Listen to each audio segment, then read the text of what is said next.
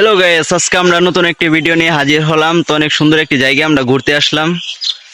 তো আজকে তোমাদের এই পুরো মসজিদের ভিডিওটা দেখাবো।